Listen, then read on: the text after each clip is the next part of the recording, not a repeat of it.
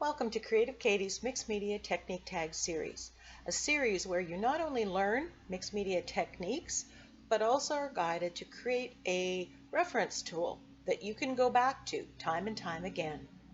Don't forget to hit the subscribe button and you won't miss any upcoming technique videos, planner videos, or anything else I'm up to. And now for Mixed Media Technique Tag number 9. Using gesso through a stencil and as a resist. Here's a sneak peek of the tags I created using the variations in this technique. All products that are used can be found in the description box for your convenience. Hi everybody, Creative Katie, Karen Burchill. I am in the category of texture and pattern. You know they go together. And I'm going to get texture and pattern by using gesso through a stencil. Now, why would you want to put gesso through a stencil? Why would you just not use modeling paste? It gives a different effect. It will take color differently. It will not be as thick, perhaps. It dries faster. And just convenience. You don't have to have both products around and with you when you're doing a page. You can just simply use gesso to do both of those techniques. I'll put the link to the creation of this art journal page so you can see me using the technique of using gesso through a stencil and then using it as a resist in the creation of an actual page. Bye for now. Now, because there are so many gessos out there and there's thinner and thicker ones, you're going to have to try this with yours to see how it works. The gesso that I have is Liquitex Basics gesso. It's not what I like. I find it too thick, but because it's thick, it's thicker, it's perfect for this application. I've also done this technique with Curry's Art Store brand, which is a Canadian online art store. So you're just going to have to try it with the gesso that you have to see if it works. So what we're going to do is apply gesso through a stencil onto our backgrounds, onto our cards or pages. Now, and then we are going to do this in 3 different ways. Now I put paint on one of these cards. The other 2 are just gessoed. The reason I put paint on is because you can put the gesso through a stencil after you've done a background painting or before. And you're going to get a slightly different effect and play with those things to see which one you like, because they're going to be different.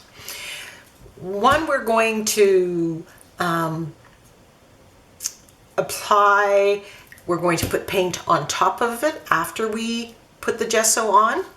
And one we're going to use the gesso as a resist and actually take off paint after putting it on. So we're going to get 3 different variations, and if I tried hard enough I could come up with more.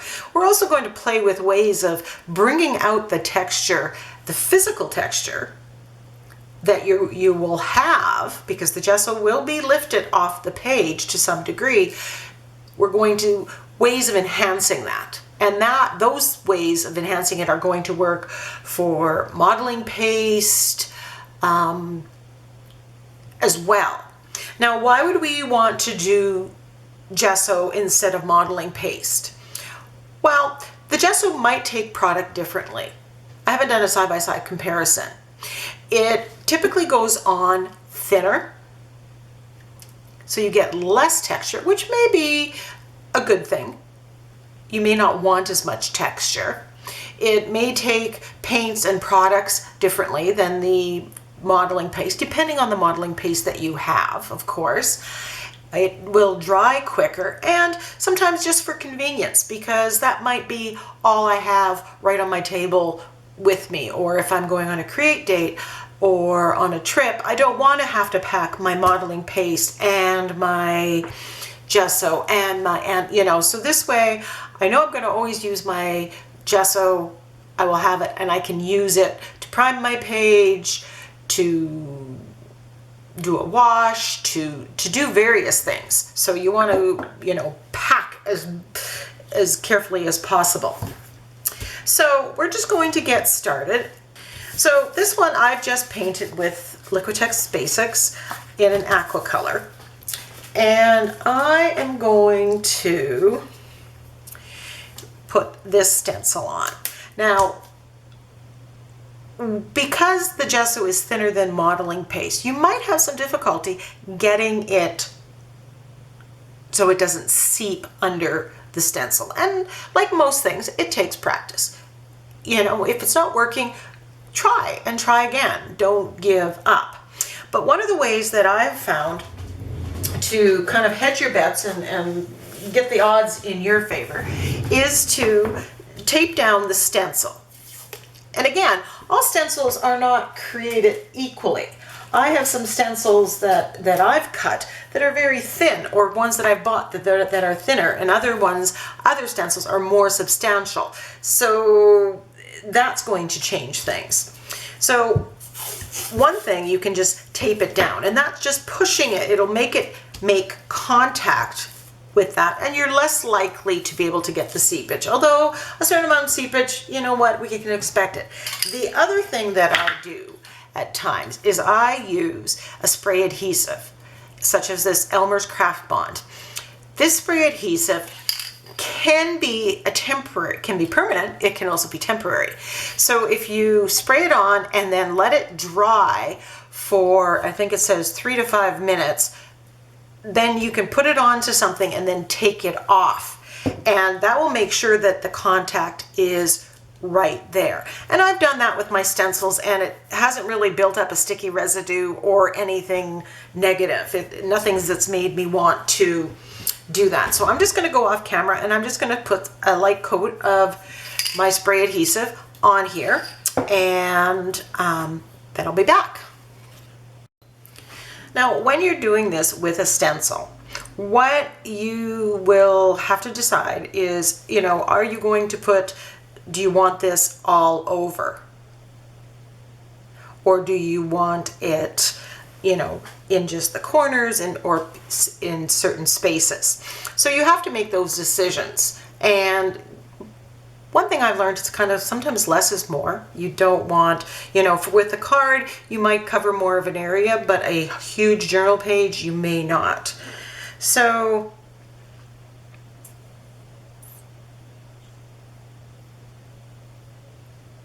I'm just going to push that there,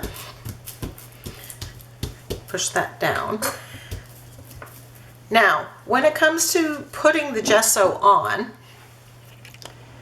let me just go wide here. I'm just going to put some on my craft mat here. Okay, so I'm just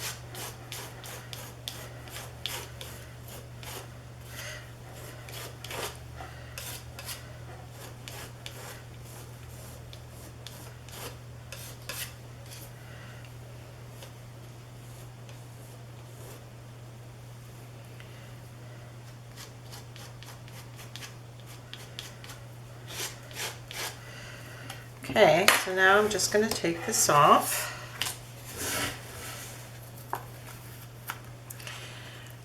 Now it's not perfect, but I'm okay with that.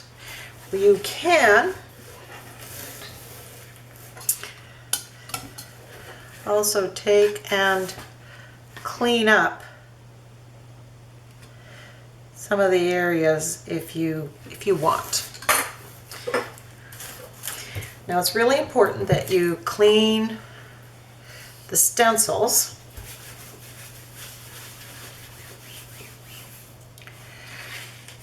because you don't want the gesso to dry on them. So I'm just going to put that there.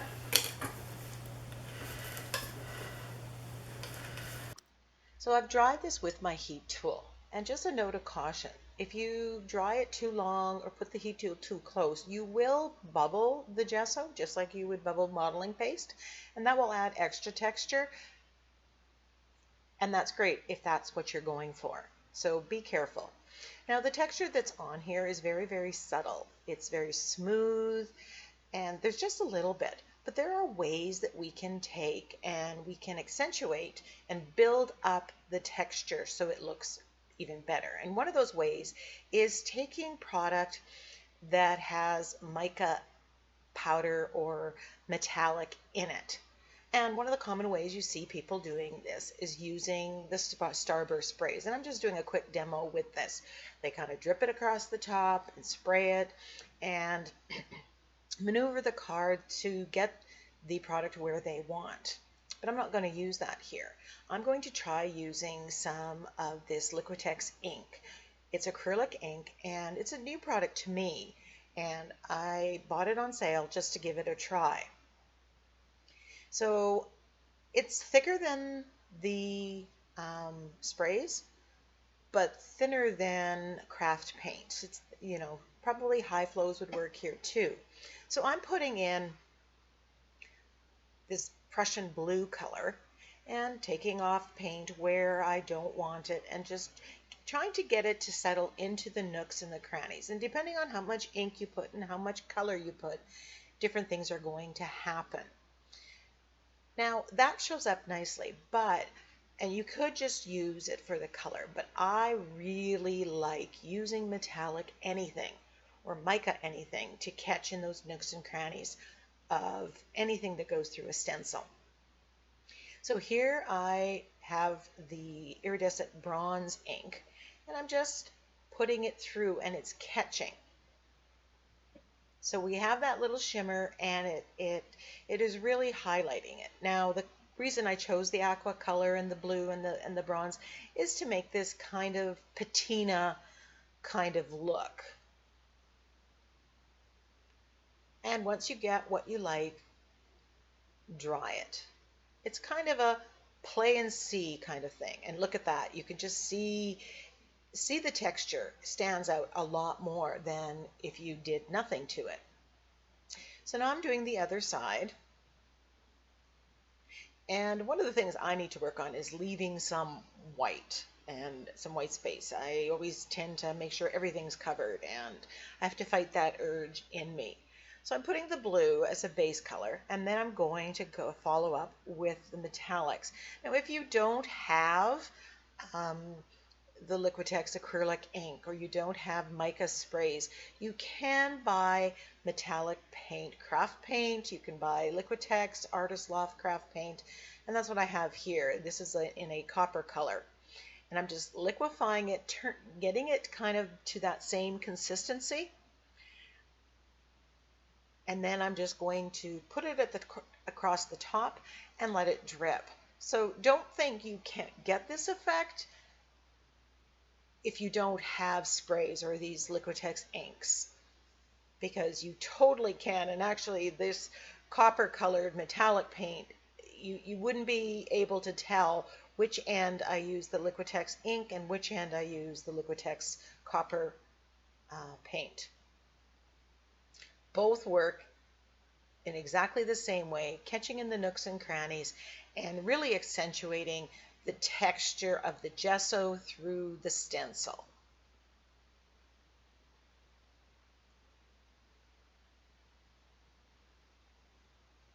Now when you're accentuating this, using it this way, any kind of stencil would work, but you want something that has lots of nooks and crannies for the metallic or the mica to sit in. Play with your stencils and find out which one gives you the effect you like. So for tag 2, I'm using this stencil. And don't forget, you can use bits and pieces of some of your stencils to get interesting textural effects. So I'm going to use the center part of this stencil, and it has wider spaces, and there's a definite pattern here, kind of a mandala looking one. I'm just masking off the places that I don't want, and then I'm going to apply the gesso through the stencil. And this time, instead of using my wide palette knife, I'm just using a key card. Experiment with both to see what works best for you. Excuse me. So after taking off the stencil and cleaning the stencil right away and drying it, I'm just going to apply craft paint. Now this is a color combination that I discovered while I was doing some smooshing, and I loved how those colors work together. So I'm just using that again. So if you, in your playing and experimenting, find a color combo that you really like, be sure to write it down.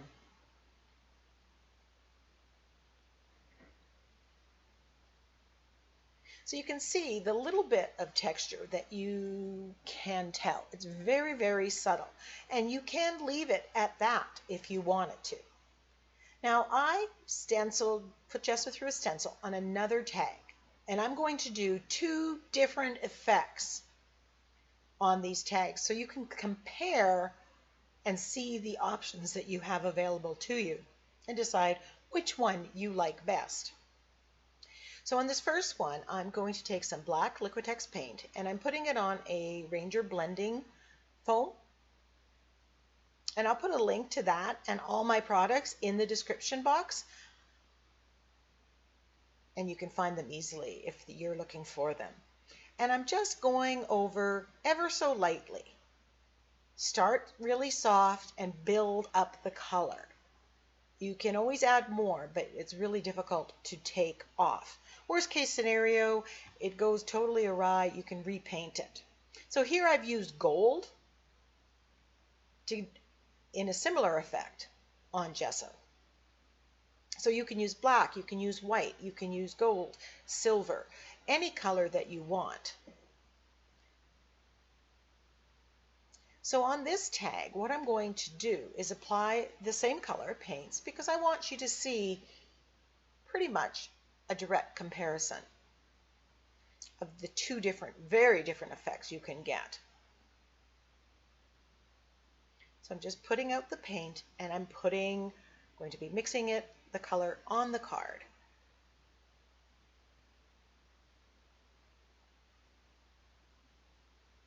Now I admit here I got the card a little too wet. I added water to the paint and I sprayed water on the card.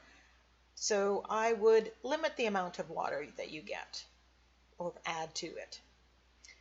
Now here's the timing is kind of crucial. What I discovered after trying this several times, you need to wait till the paint, that shine just kind of disappears. It's still not dry and definitely not cured.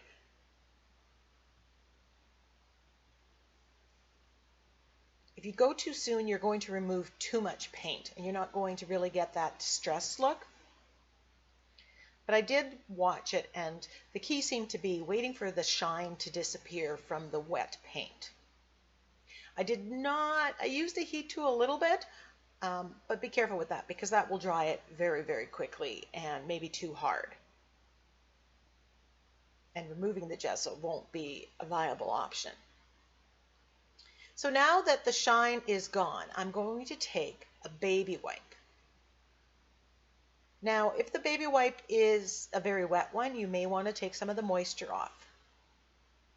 And you're going to just rub ever so gently. Now, if you've let it dry a little too much, like I have here, you might have to press a little bit harder. Be patient and rub a little bit, putting a little bit more pressure, testing it out. Again, start with less, add more. Now you can add rubbing alcohol to the baby wipe and that will help lift the paint off the gessoed areas, but I would be cautious about that because you may take off more. I did not use rubbing alcohol. I've just pressed a little harder.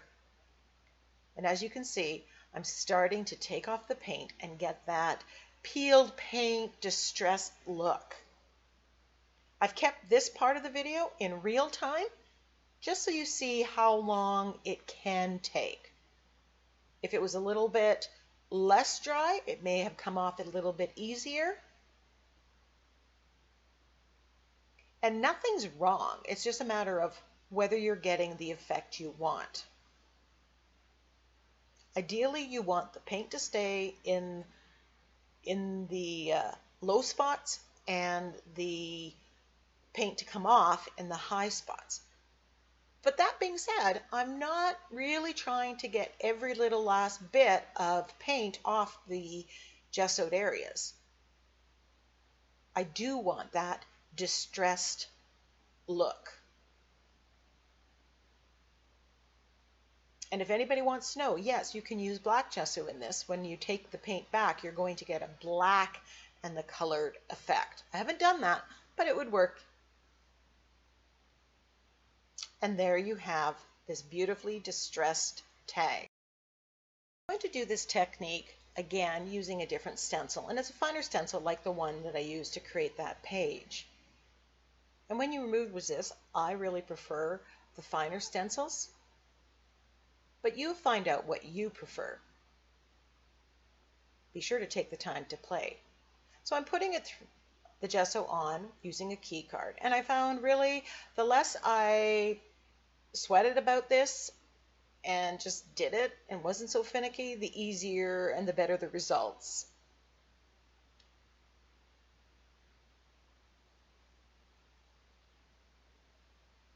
I'm just going to clean off some of the areas where I don't want the texture from the gesso.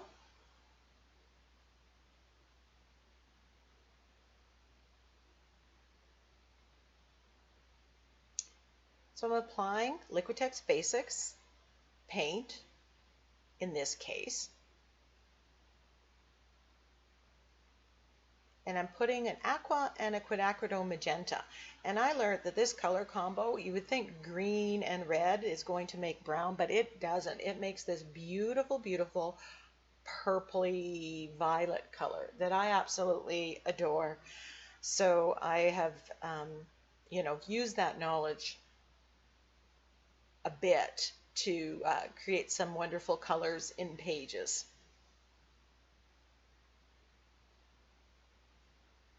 If you haven't given this color combo a try, try it.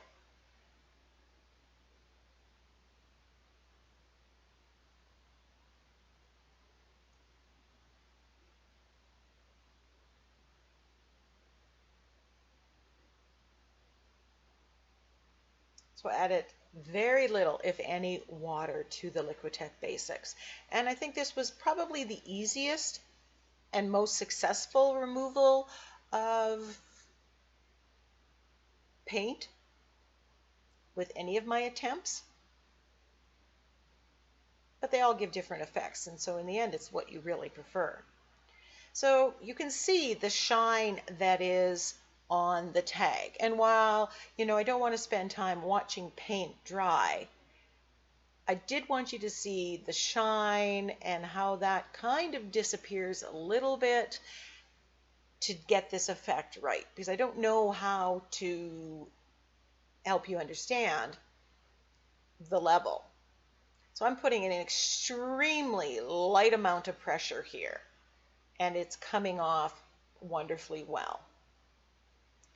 I took the precaution of drying off the baby wipe a little bit by putting it in a paper towel and squeezing out some of the excess moisture.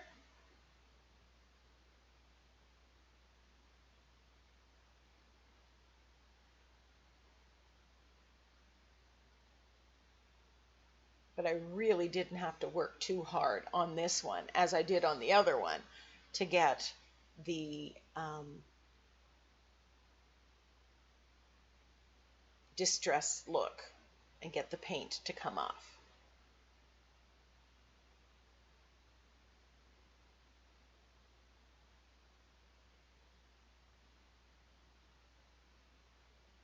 Now I could have not told you this. I could have shown you the perfect one and edited out all my mistakes, but you know me.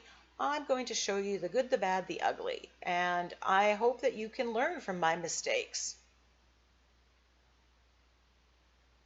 And also learn that it happens to all of us.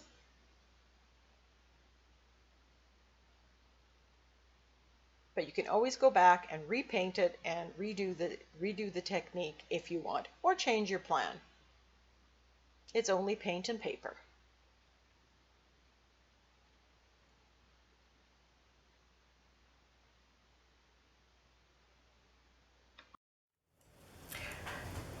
So at the end of this technique tag, where we are using gesso through a stencil and either applying some other technique to it to highlight the pattern and the texture, or using the gesso as a resist and removing some of the paint afterwards, because the gesso will act as a resist. So we have lots of variation in here. Again, this is one where you need to play and you need to experiment to get the timing right and to get the looks that you want. Overall, what you're going to get here is a distressed, vintage-y, old-fashioned kind of look. So whichever route you take here. So for this one, we simply put gesso through a stencil and let that dry. Added paint on top. Then we use the blending tool and black paint, once everything was dry, just to highlight the pattern and give it that distressed look. With this one, we started with a painted tag because you don't need to have a plain tag to begin with, and I just wanted to show that. What we did here is we started with a painted tag, and then we used drippage using any kind of metallic. So in this case, I used my iridescent Liquitex inks.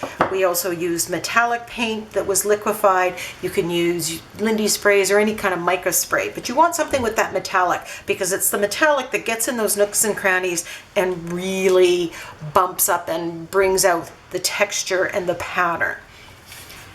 So those ones, we brought out the texture by adding something. On these two tags, we took away something, we subtracted. So with these, we did basically the same process, different kind of stencils to see different effects and different colors. But what we did is apply gesso through a stencil, let the gesso dry. Applied paint on top of here. This one was craft paint, this one was Liquitex Basics. Let that dry to the point where just the shine disappears. You don't want it wet, and you don't want it to dry completely. Then you take a wet baby wipe, and I took a little bit of the moisture out and very gently rub over the textured areas. You don't want to get into the nooks and crannies. You want the paint to stay there. You just want to bring up the highlighted parts and get this distressed look. So you don't want to take it down to white. If you make a mistake, you can add more paint and redo it. Let it kind of do the process over. Nothing will happen there.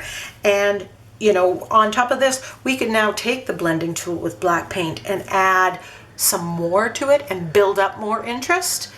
That's up to you. You can combine adding what we did here with the drippage or the blending tool on here and continue adding one technique upon another technique upon another technique. The other thing that you can do, which you can see on the back here, is just put gesso through a stencil and paint on top of it and just leave it. You get very subtle texture on a page. Not a whole lot of pattern though. So I hope you give this one a try. It is a bit challenging and there is a learning curve, I'll warn you right there, but take the time to play and you will not be disappointed, because you can use this effect to create some wonderful backgrounds. Here are some close-ups of the finished tags and the summaries on the back. If you want to copy what I put on the back of my tags, you can slow down the video or stop it. I hope you enjoyed watching this technique, and I hope you give it a try. And then I hope you join us in my Facebook group, All Things Mixed Media Creative Katie, and share what you've created. Come join the creation ships.